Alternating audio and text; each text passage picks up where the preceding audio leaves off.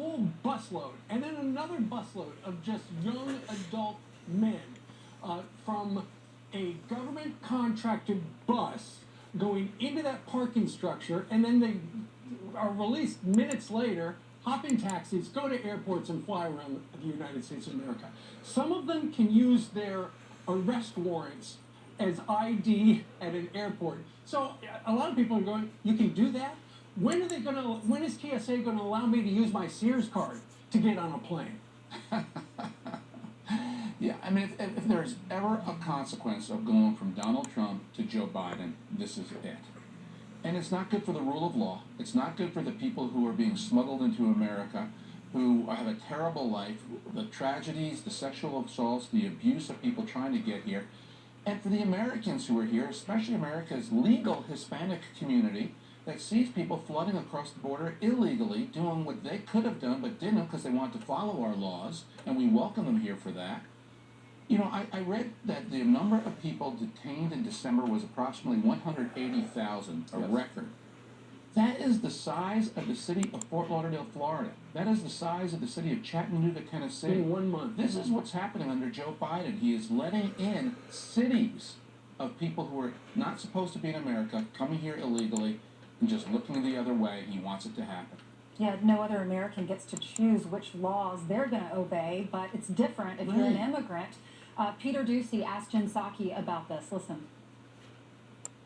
Why is it that large numbers of single adult men are being released into the United States just hours after being apprehended at the southern border? Well, I'm not sure the specifics of what you're referring to, Peter. What I can tell you in terms of what our policy is and how we're approaching the border is that we continue to be under Title 42. Migrants who cannot be expelled under Title 42 are placed into immigration proceedings, and one of those avenues could be placement in an alternative to detention program in the interior of the United States. Sometimes that means moving migrants to other parts of the United States to move to different detention facilities where they wait for next steps in the immigration process. All right, why are they being so secretive about it? Why don't they just tell us what they're doing? Bill Malugin has to get a tip from someone. He goes there and catches it on camera. We know about these secret flights in the middle of the night.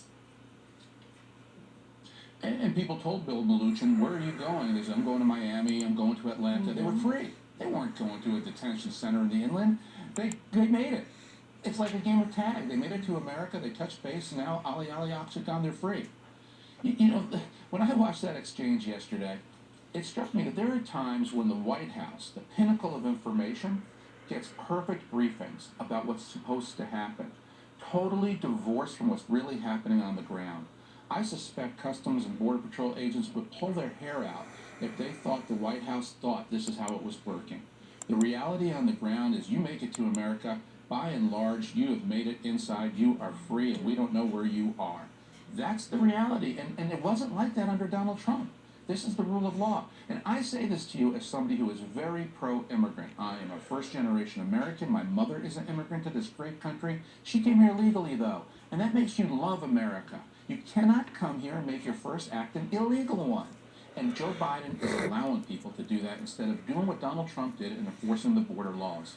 So that is a major story that no one else cares about. I don't understand it. I don't think Jen Psaki even understood what we had. I don't think she knew the report, wasn't expecting the report, but you're the expert in that area. I want to talk about crime and punishment in New York.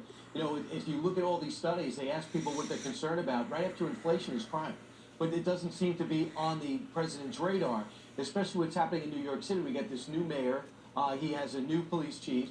And they got to crack down on crime like talk tough. But next thing you know, 5 cops have been shot, and the second one died from the Sunday shooting. He passed away from his injuries. His organs were actually used as donor organs for others, so he's still saving lives even after he passes away at the age of 27. But listen to this city council worker, and just to show you what we're up against in this city, in the same district in which this took place. Listen to this tweet. It goes like this. My deepest condolences to the families of Officer Rivera and Officer Mora. He's the second one who just passed away. And LaShawn McNeil. Lives lost due to broken public safety and mental health systems that spare nobody. Harlem stands with the families of the fallen and will not stop fighting for a safer world for all. So that means she probably passed that through her communications division, and she thinks putting the killer in the same sentence as the cops is okay. Right. Right. This is the madness we're in now. This is what's happening when you abandon morality and that you try to find justifications for the killing of the police. There is no justification. There are times that we need to have a system that helps people who have had difficult upbringings. We want that. We're compassionate Americans. But when you kill a cop, the book needs to be thrown at you. End of sentence. That is simple. That is all. For anybody in public life to express sympathy to a killer, I wish we had recalls. That person should be thrown out of office. Lives are changed because of it. You know, one of them just got married. Brian had a great interview with a mom. It was a heart-wrenching interview with this mom down in Atlanta. She's the mother of the 6-month-old. Child was sitting in the back seat. The bullet goes through the trunk and hits her baby. She gets out of the car to check on him, and he is leaning over, and she sees the blood on his little clothes. Listen to a little portion of that interview. Make better life choices, because the rest of the world cannot become your collateral damage because you had issues. Because I'm sorry to say, we've all had something we've had to deal with growing up, and the rest of the world has had to find a way to deal with our problems without gunfire. This child had the opportunity to be anything he wanted to be, as intelligent and as strong as he was. You don't know what you just took away. These are our future. These children are our future. And you're killing it. And some of these liberal DAs and prosecutors are protecting the criminals and not the victims. That mom's life has changed forever, Ari. Yeah, when the DAs started to change the rules and saying felonies are essentially misdemeanors, they let all this start to happen. Criminals don't make a distinction between this type of misdemeanor, this type of felony, and that type of felony. They just say the door is flung open, the system is easy.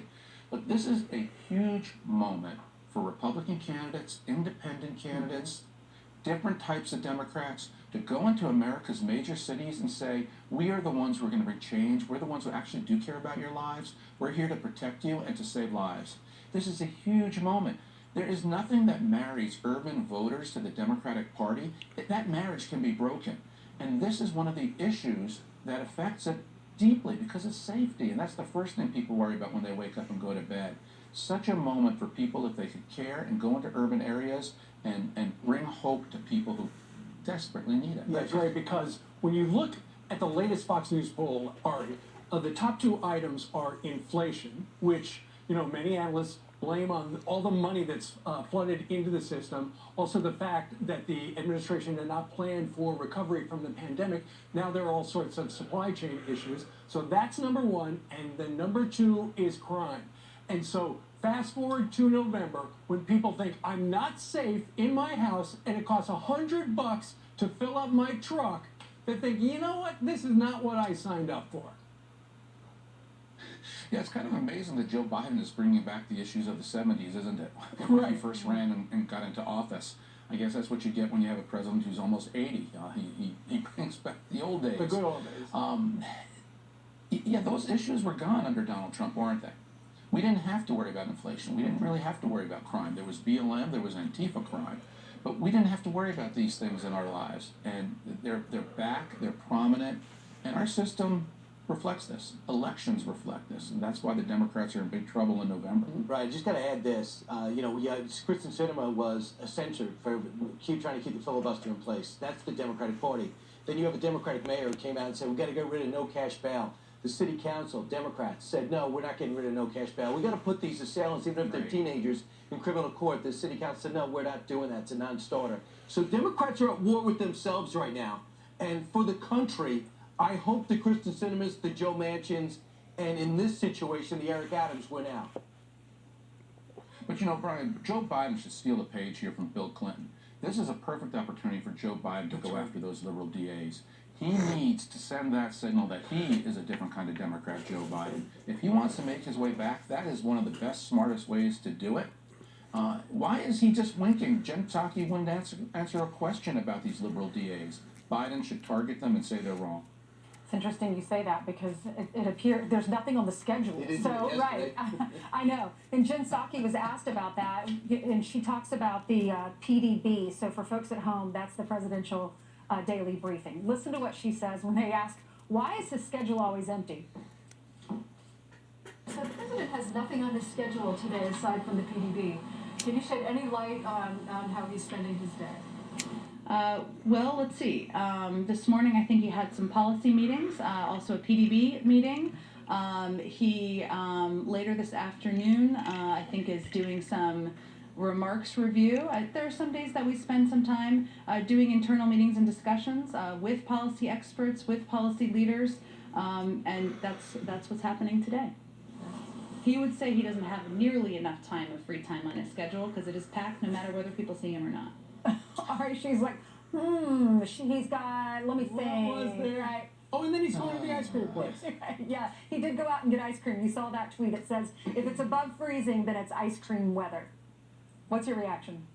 Yeah, well, I counted 5 ums in her answer. So on the one hand, she's ducking, dodging, she knows they got caught. On the other hand, her answers are somewhat reasonable. There are days where presidents are like that. The problem for Joe Biden, though, is he's not vigorous, and he's old. And so you add all that into the equation of where he has a day that's that light, and it's a legitimate worry how vigorous is Joe Biden. Sure, and Ari, a brand new Gallup poll out shows the one thing, he may be old in your estimation, and in many. By Eddie. However, look at this. For He's unions. likable. 60% say it. It would be more likable if we spell likable correctly. So that's like, yeah, we're missing the E in that. Anyway, 60% say he's likable. 60% say he's intelligent. But here's the tell, the third one down. Can Joe Biden manage the government effectively? Only 4 in 10 say yes.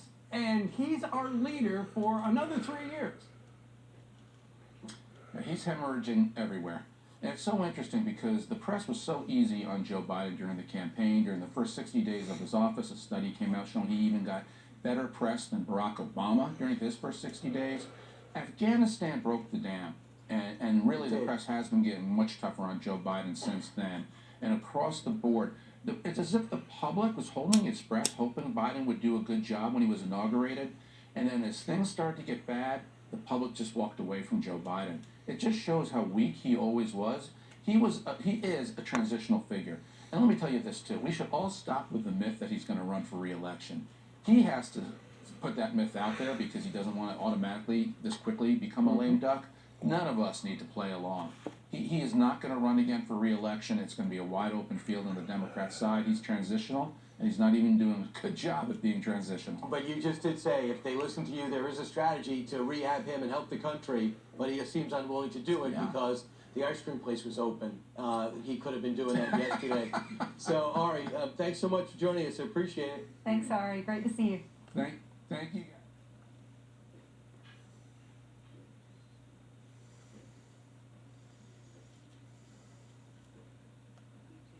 NDAA. This executive order also delivers on a key recommendation from the Independent Review Commission to strengthen the military justice response in prosecuting cases of domestic violence and fully implements changes to the UCMJ to criminalize the wrongful broadcast or distribution of intimate visual images. The Biden-Harris administration thanks Congress for its bipartisan commitment to pass monumental reforms to our military justice system and codify key recommendations from the IRC, the Independent Review Commission. We also look forward to continuing to work with Congress to support the safety and dignity of our service members. Also wanted to note that today we hit a major milestone in our global effort to be the arsenal of vaccines. 400 million doses shipped to 112 countries for free with no strings attached.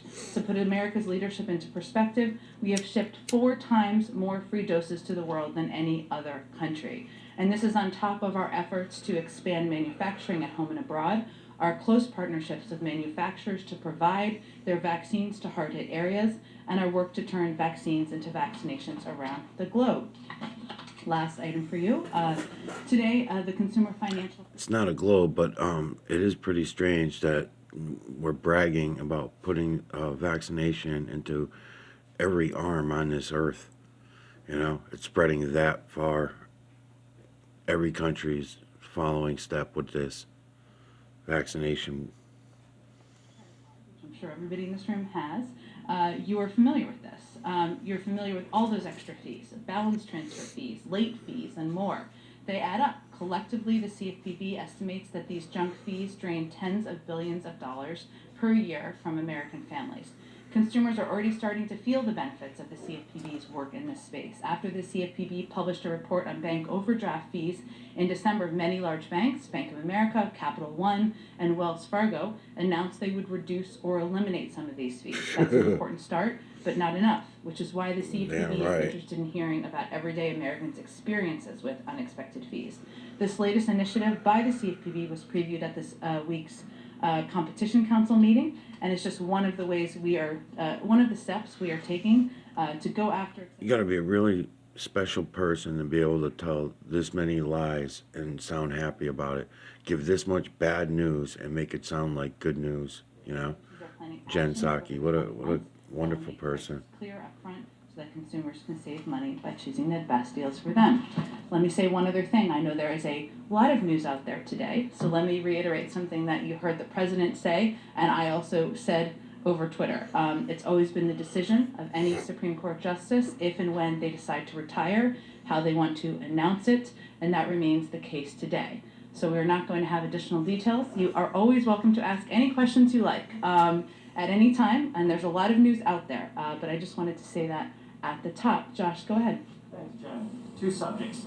So let's say hypothetically, a Supreme Court justice was to retire and announce it on his or her own terms. Does President Biden plan to honor his pledge to nominate a black woman to the court? Well, I've commented on this previously. The president has stated and reiterated his commitment to nominating a black woman to the Supreme Court, and certainly stands by that. For today, again, I'm just not going to be able to say anything about any specifics until, of course, Justice Breyer makes any announcement, should he decide to make an announcement. Okay, secondly, on Ukraine. Is the White House publicizing the troop buildups and the Russian disinfo efforts in hopes of deterring Moscow? And does the White House think that strategy is working? And are you prepared to release more details about what you say Russia's been doing? Yes, on the last one, as we have it, and I think you have all experienced that in here, also at the State Department and Defense Department briefings, and certainly from briefings delivered by national security officials, senior national security officials as well. I will say, Josh, that we are much more cognizant of the Russian disinformation machine than we were in 2014, and many of you covered, of course, the invasion of Ukraine in 2014. And we have made a decision, a strategic decision, to call it disinformation when we see it, and all across the federal government. Various agencies are working together to fight disinformation and correct it. In part, we know, that's because we know that Russia's disinformation operation is highly developed. We are wiser. We are wiser. The world is wiser than they were in 2021, and Russia has a boundless capacity to misrepresent truth and what it's doing. And some of that tactic from their end is intended to set the predicate for them invading. And we need to be very clear with the global community and the U.S. public what they're trying to do and why. So there's a lot of efforts underway to do exactly that. In terms of whether it will have a deterrent effect, I think our biggest effort in that regard is laying out the clear potential consequences. But it is also important, and we think strategically important, to be very clear that what they're trying to convey publicly out there, a lot of that is misinformation, and people need to understand and digest that. Go ahead. Jen, what preparations is the White House engaged in broadly in the case of a Supreme Court vacancy? I'm just not going to detail any of that from here. Unrelated to this, you can't detail what, doesn't every White House like to get ahead of this in case of a sudden passing, in the case of Ruth Bader Ginsburg? None of that you can share? I'm not going to detail internal planning from here, no. Okay, then let me ask you a couple other questions. Is there any scenario in which the president would select his Vice President Kamala Harris for the Supreme Court?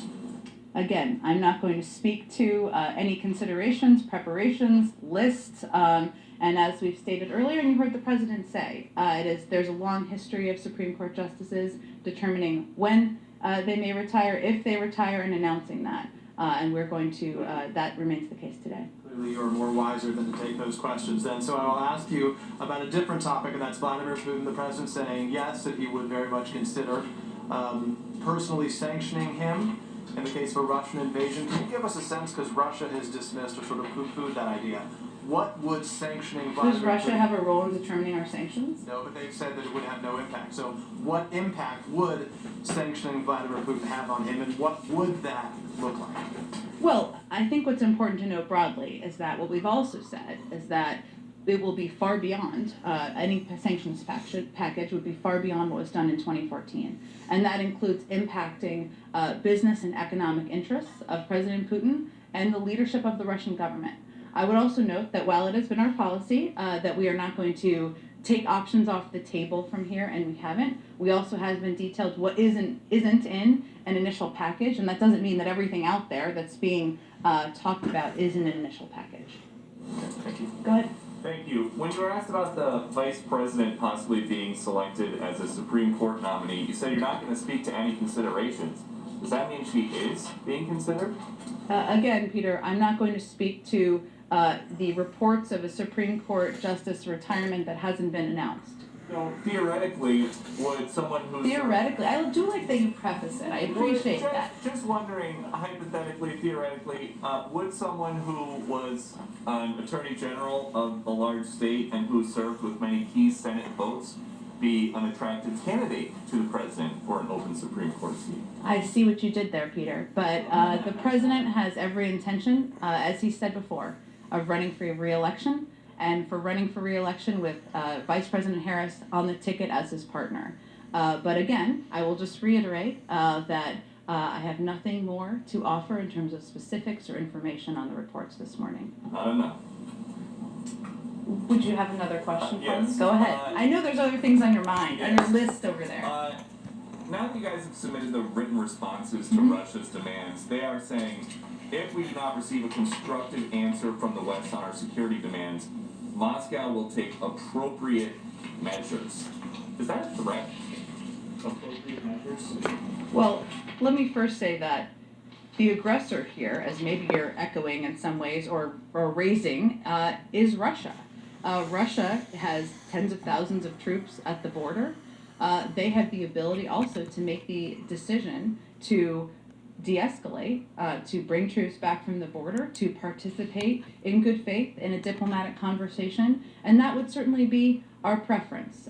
So them making threats, I think Secretary Blinken had a very good quote, or it made me laugh, that he gave a couple of days ago where he said it was like the fox threatening to attack the hens in the hen house because they were feeling threatened by the hens. But our objective is to give them paths and to take part in a diplomatic conversation in good faith. And as the Russians talk about appropriate measures, if one of those winds up being a Russian cyber attack, like DHS is warning about, do you guys consider that an act of war? Well, Peter, we have talked many times before. First of all, there's no information we have at this point about any imminent threat against the U.S. homeland. We are always prepared for cyber threats from a range of sources. I think these are nighttime and we have a videos. range of tools at our disposal Yeah, to they are. use in reaction, and the president reserves the right to do that. Related to the origins of the pandemic, but I don't have anything to predict for you in terms of additional actions. So then my last one would be, the president said for months that he had not spoken directly to Xi about the COVID origins investigation. Now he says that he did talk to Xi about it, but nobody else was there. If the president had that conversation, did it work? And is Xi now playing ball? What are you getting at there? Are you suggesting the president wasn't being honest about his own conversation with Xi? No, but the story did change. For months, he was asked about it, and he said that he had not directly asked him about the COVID origins We investigation. don't share every detail of every diplomatic conversation. You know that. The president answered a direct question just a week ago, or I think it was a week ago, yes, and provided that information. Okay. Go ahead. Thank you. When was the last time the president talked to Justice Breyer? Have they had any communication today? I don't have any more details of their communications. I wonder if you can clear this up because there seems to be some disagreement among some legal scholars. Is it your understanding and the understanding of this administration that the vice president can be the tie-breaking vote to confirm a nominee to the court? I would have to check on the specifics of that. And just one more on the president's Supreme Court commission. I believe they finished their report. They turned it in last month. Has the president had a chance to review this? Might we hear from him on any decision or input that he's had? He has received the report. I don't have any update on his analysis of it at this point in time. Go ahead. Take you somewhere completely different. Okay, let's go there. The China bill. Yes. Which the president last night in a statement said he's heartened by the bipartisan work on the package, which it was in the Senate, not so much in the House. Foreign Affairs Committee Chairman McCall said it was absolutely not bipartisan, will likely garner no Republican support. Are you guys involved in, and if so, in getting this to a bipartisan package eventually? And what are your priorities in that 3,000-page bill, since it is pretty long? And is your timeline the State of the Union? What are you looking at here? Well, I would say first that it did receive extensive bipartisan support in the Senate vote, right, in the Senate version. That our objective is, certainly remains, ensuring that this passes as soon as possible, and the president can sign it as soon as possible. I don't have a new deadline or timeline for you. We believe that bipartisan competitiveness legislation will help us tackle supply chain issues and inflation head on, and will make investments in American manufacturing and our economic strength so we can outcompete China. And we're certainly advocating that and have been advocating that and deeply involved in conversations with the House and Senate. And our objective is certainly that to have legislation passed that can take a range of steps, strengthening R&D, boosting manufacturing, with important and imperative funding for chips, manufactured chips, so we can make sure we bring down the cost of cars, as we know, which is leading to 1/3 of the inflationary pressure out there in the country. We want this legislation to help businesses and communities in every corner of the country outcompete their global competitors. In terms of specifics, as you noted, it's quite a long bill. We're certainly involved and engaged in it with officials from throughout the administration, but I'm not going to detail specifics of what we're for and against in it either. Is there any possibility that should this play out, sort of similar to the infrastructure bill, take a long time, House Republicans will not get on board, that you, given the pressure of the chips shortage on inflation, that you just take out strip out the chips portion, pass that individually, and then negotiate on the rest? Do you see that? I'm not going to make a prediction of that at this point. I mean, as I understand it, the status of the legislative process is that both the House and the Senate have indicated that it will go to conference and they'll work out disagreements that they have over components of the legislation. Also, the Senate version had 68 votes, and certainly we believe that increasing and improving America's competitiveness and investing in R&D, research and development, and making sure we're more competitive in communities across the country is not a partisan idea. So we are hopeful about that process moving forward quickly, and the president would certainly like to sign it as soon as possible. And then one more on this bill too, that is a difference between the House and the Senate version. The House version published last night had this outbound investment screening mechanism that wasn't part of the Senate bill. It was essentially block investments in countries like China. Does the White House support this provision, and will you fight that that's going to make it in the final package that's reaching the president's desk? I'm not going to get into specifics of the bill. I would tell you that we are in daily contact from the White House with House and Senate leadership and committees, and we're discussing give some breathing room for several more months to borrowers who are still coping with the pandemic. The Education Department will continue working to ensure a smooth transition to repayment. I would reiterate also that the President supports Congress, members of who sent the letter and others, sending him a bill that would provide $10,000 in debt relief, and he continues to look into what debt relief actions can be taken administratively. I'd also note that in terms of loans that have been forgiven since the president took office, beyond the pause on repayment, a total of $15 billion benefiting more than 675,000 student loan borrowers been part of the forgiveness. Borrower defense to repayment, $1.5 billion. Total and permanent disability repayments,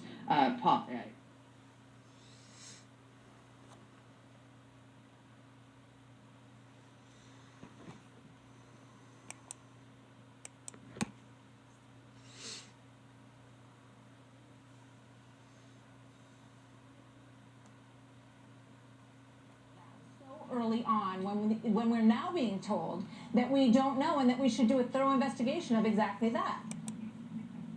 Martha, I deny that you were waved off of that by me. I would say you were waved off of some more outrageous conspiracy theories that had really no categorical sense to them. But the idea of a lab leak was never anything that I thought was impossible.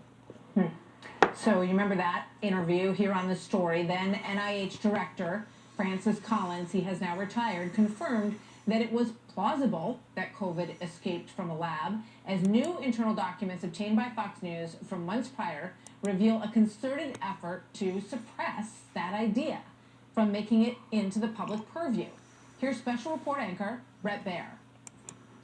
January 31st, Dr. Christian Anderson, a noted virologist at the Scripps Lab, privately tells Fauci that after discussions with his colleagues, some of COVID-19's features potentially look engineered. Just 4 days later, 5 American, British, and Australian researchers who were all on that Fauci conference call authored preliminary findings that abandoned their earlier private beliefs that COVID was likely the result of a laboratory leak. It's unclear what new evidence prompted such a drastic 180, but private communications show the various drafts of their report are sent to Fauci and Collins for editing and approval. More than a month later, we now learn Drs. Christian Anderson and Robert Gary, 2 of the authors of that scientific report who were in close contact with Dr. Fauci, are awarded a nearly $9 million research grant from Fauci's agency. Okay, so that's a lot to absorb, right? In an email from April 2020, Dr. Francis Collins asks Dr. Fauci how they can, quote, help put down this very destructive conspiracy. Former CDC Director Dr. Robert Redfield joins me now. Dr. Redfield, welcome back to the program. Good to have you with us once again. What do you make of these emails?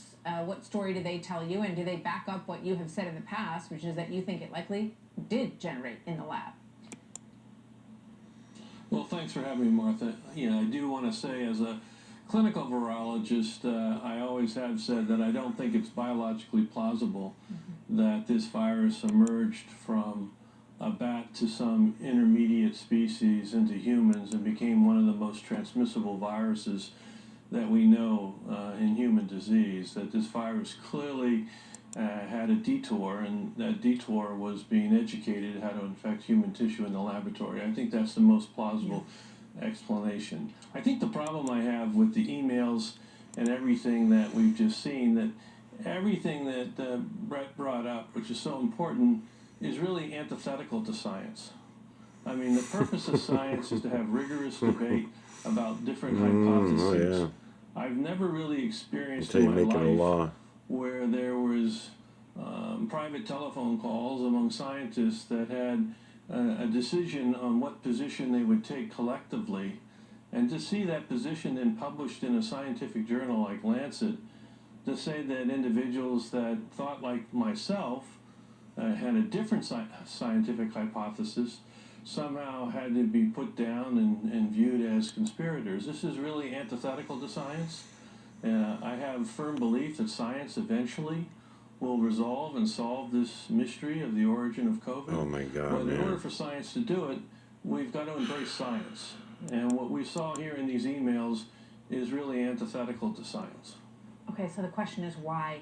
Why would Dr. Fauci and Dr. Collins, as I asked him in that interview, wave everyone off the lab theory? And you can see them talking about doing exactly that in these emails. What did they have at stake? Why didn't they want people to think it came from the lab? Well, I think their intentions were in their view, good intentions. I think they believed that somehow discussing a possible leak from a laboratory would be detrimental to science.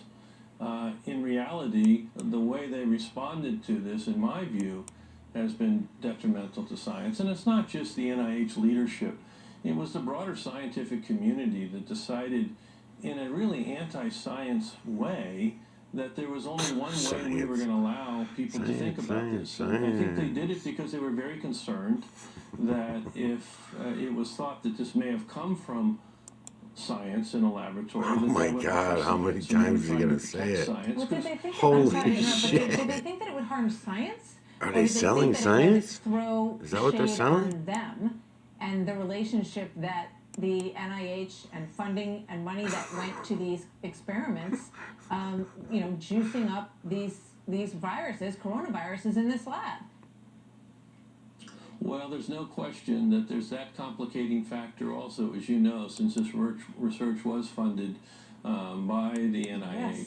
But I do believe that the real goal behind this was a fear of hurting science and the power of science and the ability of science and what it can contribute to society. In reality, they accomplished the opposite. I think science has been very. They must have said that and word. I think, I'm still, Count it. 30 gonna be fucking an times optimist already. that, the scientific community Holy will shit. come back to embrace the principles of That's science and have a terrible. rigorous This debate is terrible. and use science to unravel the origin. I think if you look at the data that we have, and Brett presented some of it, I think shit. it's a lot of data that's been gathered over the last 2 years that really point to the hypothesis that I support, that this virus evolved in the laboratory. But if that's the case, And there's very limited. yeah, go ahead.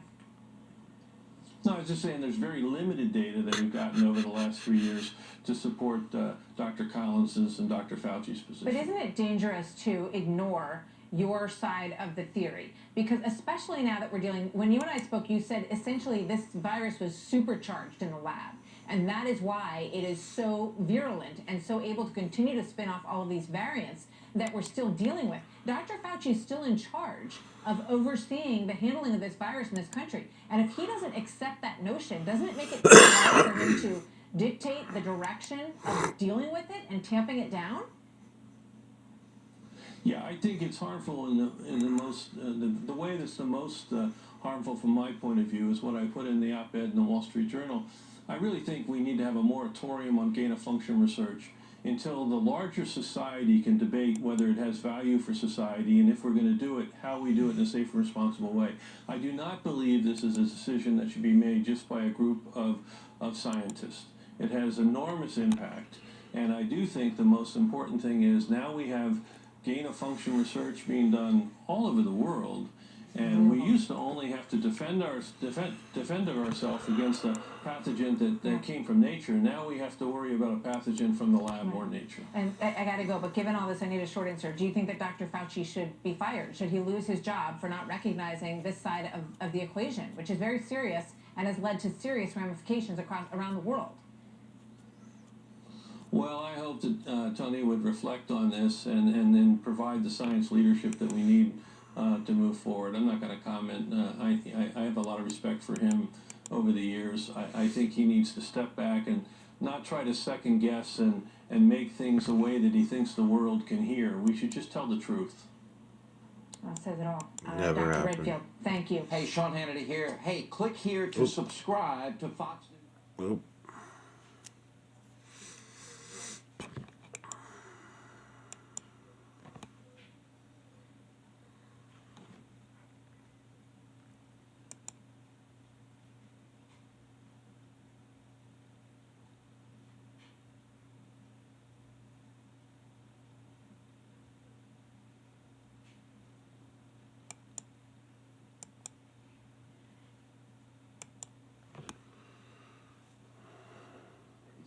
If you were anywhere near the Supreme Court in Washington this past spring, you may have seen a black box truck with New Jersey plates and a billboard on the side parked by the side of the road. Here's the truck. In case you can't read the message, it says, "Breyer, retire. It's time for a black woman Supreme Court justice. There's no time to waste." Those billboards were funded by a group of progressive Democrats called Demand Justice, which weirdly enough is run by an extremely white guy called Brian Fallon, which is a little strange if you think about it. If Brian Fallon is so passionate about giving leadership roles to black women, why hasn't he resigned from his job and given it to one? You wonder that about a lot of people, Joe Biden, for example. In any case, you gotta hand it to Brian Fallon. Either he is remarkably prescient or someone in power was listening to him. Just this morning it was announced that Stephen Breyer is indeed retiring from the Supreme Court. You notice the passive construction there. It was announced, because Breyer himself did not announce his retirement. It's not even clear Breyer knew the announcement was going to happen. Someone leaked that news with or without Justice Breyer's consent. They didn't wait for him to do it himself. Why? Because Democrats understand they're likely to lose the Congress this November. They want to control Breyer's seat while they still can. So what are they going to do with that seat? We don't need to guess. Joe Biden was very clear about his plans nearly 2 years ago as he was running for president. He didn't tell us what he was going to do about COVID or foreign policy or the economy, but he was very precise about the Supreme Court. Here's Biden in March of 2020 on the debate stage at CNN. I committed that if I'm elected president, have an opportunity to appoint someone to the courts. I'll appoint the first black woman to the courts. My cabinet, my administration will look like the country. And I commit that I will, in fact, pick a woman to be vice president. I will appoint a black woman to the Supreme Court. That was Biden's promise. All right. But which black woman exactly? Biden didn't tell us. Biden didn't mention the Supreme Court nominee's legal qualifications or judicial philosophy or ability to perform one of the most important jobs in the country. He didn't even tell us she was a nice person. All he said was she's going to be black and she's going to be female, because to him that's all that mattered. You almost got the impression that Joe Biden believes all black women are the same. They're identical. That was certainly the assumption in the Delaware of Joe Biden's youth 60 years ago. Biden doesn't seem to have changed much. You wonder if anyone sitting there in CNN's audience that night even noticed this. It's possible we've all marinated for so long in the casual racism of affirmative action that it seems normal now to reduce human beings to their race. But imagine if this was happening to you, how would you feel? You go to law school, you win a clerkship, you get a seat on some lower court. One day you're nominated to be one of the top 9 judges in the country, and you're proud of that. Why wouldn't you be? Your parents are proud. Your friends are proud. But Joe Biden? All Joe Biden can talk about is your skin color. Patronizing? That doesn't even begin to describe what this is. This is exactly why decent Americans hated segregation. It dehumanized people. Now, Biden claims that his race counting is essential so that the court and the rest of his administration, quote, looks like America. Of all the lies that Joe Biden tells, this could be the easiest to check. We have the latest census numbers, and we can promise you with dead certainty that Joe Biden's nominees look nothing like America, not even close. Is that a problem? Well, the problem for Biden is that once he starts saying things like this, once he begins to promise to represent every possible ethnic voting bloc equally, like some ward boss in 1950 Chicago, people are going to start to wonder about their, quote, representation. As long as we're divvying up the spoils like carrot cake, where's my slice? So Biden will nominate a black woman. Great. She'll represent about 7% of the population. But where's Biden's Pacific Islander nominee? Mazie Hirono is probably writing an outraged letter about that right now. No doubt she is. And why isn't there an American Indian on the court, or a genderqueer, or someone from the chronic fatigue syndrome community, or a justice with cognitive disabilities? Why isn't there an Afghan refugee under consideration? You can laugh, but suddenly these are entirely fair questions. And by the way, Joe Biden, you claim that trans lives matter? Really? Do you really mean that? Then prove it. What kind of woman is this anyway you plan to nominate? What are her pronouns? You can see where this is going. It always goes there. Identity politics always ends with tribal warfare. It's funny the Biden people can't see that. Maybe they can see it and don't care. Or maybe it's the entire point of the exercise. Whatever the explanation, the White House has no choice at this point to make good on Joe Biden's promise. The usual race mongers spent all day demanding it. Here's CNN. It is a history-making moment. It will change the way the court looks. And I think we cannot understate that. For this particular president, where he is today, with a need to give something that is of great importance to his supporters, people who put him into office, especially black women, this is a really important moment. I never had the luxury of leaving any part of my identity at the door before I walked into a courtroom, walked into a boardroom, walked onto these very sets on CNN. I brought with myself the entirety of being a black woman, the lived experience of what that's like in a country like this.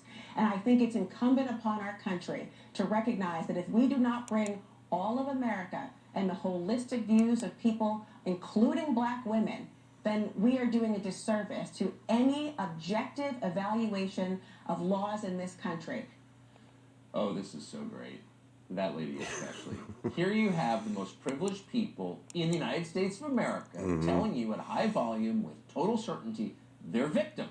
Now that could describe most of CNN's programming actually, but today was especially hysterical and amusing. That oppressed woman you just saw is called Laura Coates. Laura Coates went to an expensive private school in Minnesota. Then she headed off to Princeton, and then she went to law school. Now she's on TV. All because of how victimized she has been. It's all enough to make you like America when you learn that someone that completely marginalized is now so powerful. Sounds like a success story. But no, explains Laura Coates. In fact, it's still more evidence that America is an evil and racist place. What would it be like for somebody on the Supreme Court, finally, who looks like you? I would be overjoyed and thrilled. How much does John King hate himself? I mean, he's got to, right, on some level, saying stuff like that. What would it be like to finally see someone on the Supreme Court who looks like you?